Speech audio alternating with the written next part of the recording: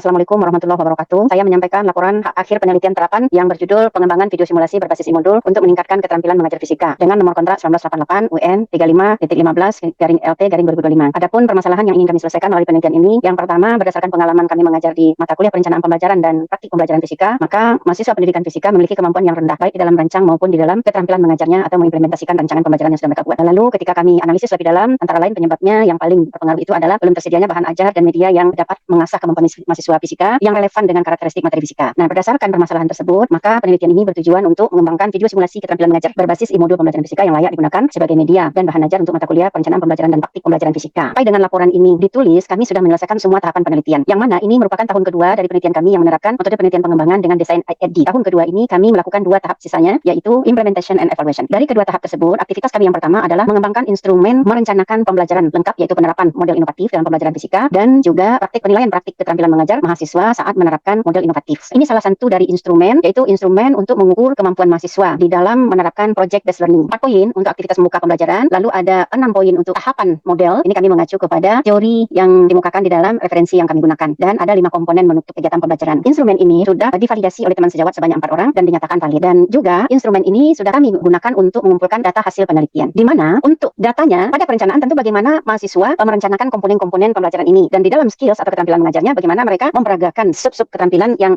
sudah kami buatkan di dalam instrumen ini. Berdasarkan pengukuran yang kami lakukan, maka kemampuan mahasiswa di dalam merencanakan dan keterampilan mengajarnya itu kami ukur terhadap 2 kelompok mahasiswa. Di dalam penelitian ini ada 1 kelompok atau kelas eksperimen dan ada kelas kontrol. Kedua-duanya dinilai pada kedua kelas, yaitu kemampuan merencanakan dan kemampuan untuk mengimplementasikan. Nah, ini untuk kelompok eksperimen, merencanakan kelompok eksperimen, dan merencanakan untuk kelompok kontrol. Ini implementasinya atau keterampilan mengajarnya untuk kelompok eksperimen, dan ini keterampilan mengajarnya untuk kelompok kontrol. Selanjutnya, kami sudah melakukan analisis data. Analisis data yang kami lakukan yang pertama untuk melihat apakah terdapat pengaruh penggunaan video berbasis e-modul ini terhadap kemampuan mahasiswa yang kami nilai, yaitu untuk merencanakan dan implementasikan atau keterampilan mengajarnya. Berdasarkan uji statistik yang kami lakukan, maka di sini didapatkan nilai hitungnya sebesar 0,9954 dan kemampuan mengimplementasikan atau keterampilan mengajarnya 0,8287. Sedangkan nilai kritis yang terdapat pada tabel untuk derajat bebas 40 dan tingkat signifikansi 5% adalah 0,3044. Dengan demikian, maka baik untuk merencanakan maupun melaksanakan itu terdapat pengaruh yang signifikan dari penggunaan video berbasis e-modul ini. Uji hipotesis kedua, kami melihat hubungan.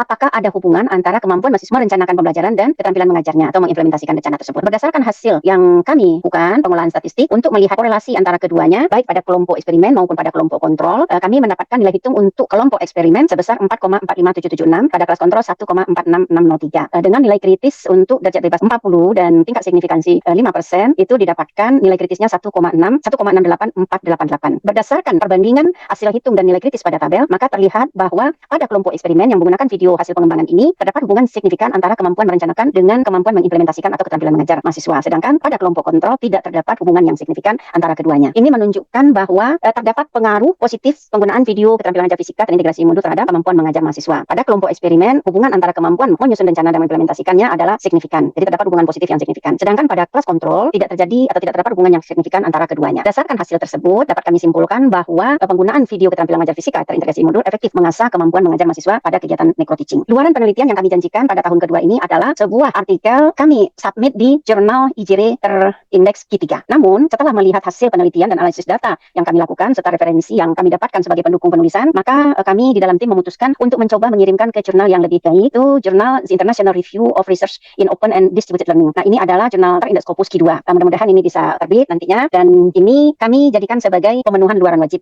tahun kedua ini.